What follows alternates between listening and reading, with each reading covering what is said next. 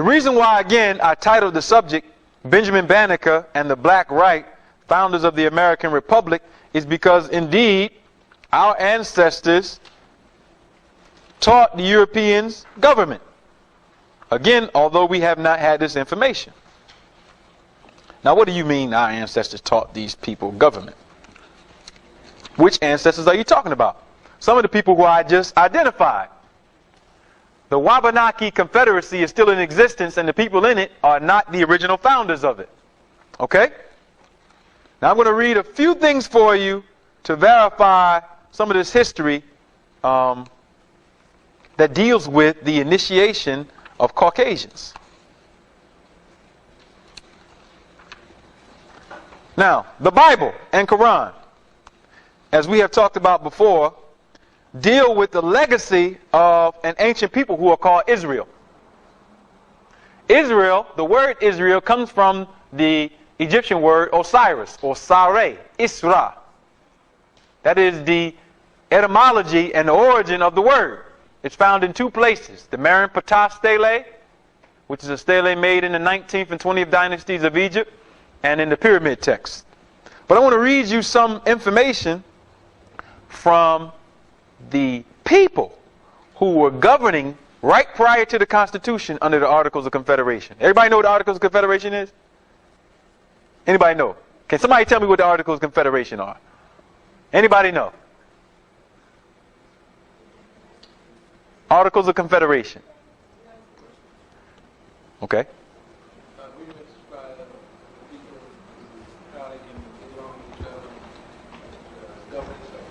It was the document of government prior to the Constitution that was changed in order to make the present Constitution. It was enacted and operated from 1781 to 1786. And there were 8 presidents in that time period prior to George Washington. And a lot of people are saying that they were black, but they weren't. They were Irish, and they were a part of a secret society called the Rosicrucians. And the Rosicrucians were the Germans who came over into America during the time period that Pennsylvania was being settled by William Penn, and they settled right up in Germantown. This is where you get the history of Germantown in Pennsylvania from. But I'm bringing that up because one of the presidents, whose name was Elias Boudinot, wrote a book called A Star in the West. And he talked about the native people who were here and how they were the lost tribes of Israel. And he talked about how they had the Bible in America prior to the European. Now this becomes very important because the so-called founding fathers who were under the Articles of Confederation have a secret connection to the society of people. Now, you know, we don't talk about secret societies and conspiracies. We hear about the Illuminati and all this stuff has become very popular. And people are just going all over the place with secret societies. But secret societies do rule your everyday affairs. Okay? But you have never known that there were black secret societies. You just hear about Rockefeller and Rothschild. But you haven't learned about your secret societies that have had dramatic impact on planetary changes. But this is what we're going to read about. Okay? And it has everything to do with the information about this lost tribes of Israel history and who the people were who taught the Rosicrucian Irish people who made the Declaration of Independence, founded the Articles of Confederation, and then later had their government taken over by another group of white people from England. George Washington being the head of that. All right? Okay. This is his quote. Again, the book is A Star in the West by Elias Boudinot. And his quote is, he's talking about the Lenape, or the Nanticoke Moors. It is said amongst their principal of beloved men that they have it handed down from their ancestors that the book which the white people have was once theirs. Now the book that they're talking about is the Bible.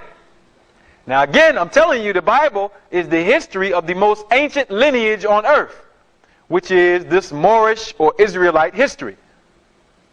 A black history, or Israel, meaning the people of Osiris. Okay? It goes all the way back to ancient Nubia. All right. That while they had it, they prospered exceedingly. Talking about the history of the Bible. And the reason why I'm bringing this up also is because there was a European, Charles Thompson, who was the Secretary of Congress from 1774 to 1786. And he translated for the first time the original Septuagint, which is the Old Testament, right here in Philadelphia. And that translation that he has is completely different from your King James Version. There are specific verses that are missing. And he also knew that this lineage of people that he was translating the text about and that he had been initiated into right in Delaware were giving him information about a particular group of people who were here, who are being talked about by Mr. Elias Boudinot, the third president under the Articles of Confederation. So I'm trying to give you some context.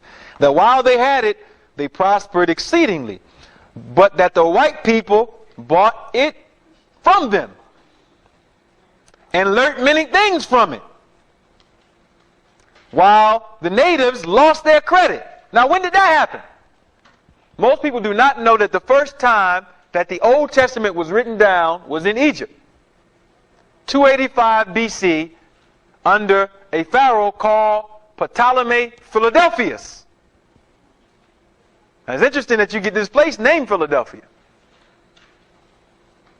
285 BC was the first time that the Bible was written down. Prior to that, there was no Bible except oral traditions.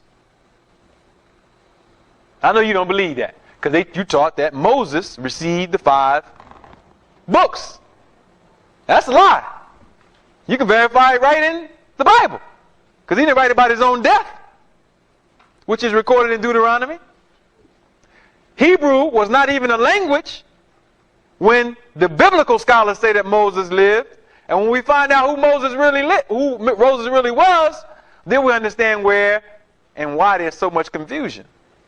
Because it's all related to this Moorish Israelite history going all the way back to Kemet. Am I confusing anyone? Okay, so the first time the Bible was written down is 285 BC under Ptolemy Philadelphus. And this was for the purpose of learning about a particular people in Egypt who had had their cartouches and history wiped out. And they are called the Amarna dynasty, 18th dynasty. And you find them mentioned in the Quran under Amran, the family of Amran, 3rd surah. Okay? And their lineage, as is recorded in the Bible and Quran, is Noah, or Nu. After the so-called climatic destructions on earth, then it leads to Abraham and the seed of Abraham. Okay? Now these people are real people. Right in Cairo Museum, if you are smart enough to get the information, which we have it in the book Reparations Equals War, they have Abraham's body. It is the best mummified and preserved body on earth. It has been mummified for 3,500 years. We'll go into detail further. Okay. So the white people bought it off them and learned many things from it while the Indians lost their credit.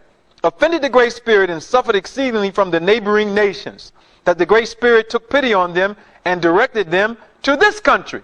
So now what is being narrated is the movement of what I just showed you or talked about, the people of North Africa, the people of Kemet or Egypt, Tamaray, moving into West Africa and then moving further into North, South, and Central America.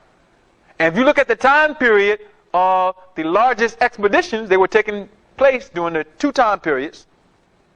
This period of Israel with the Phoenicians, and then the period we know of as Carthage.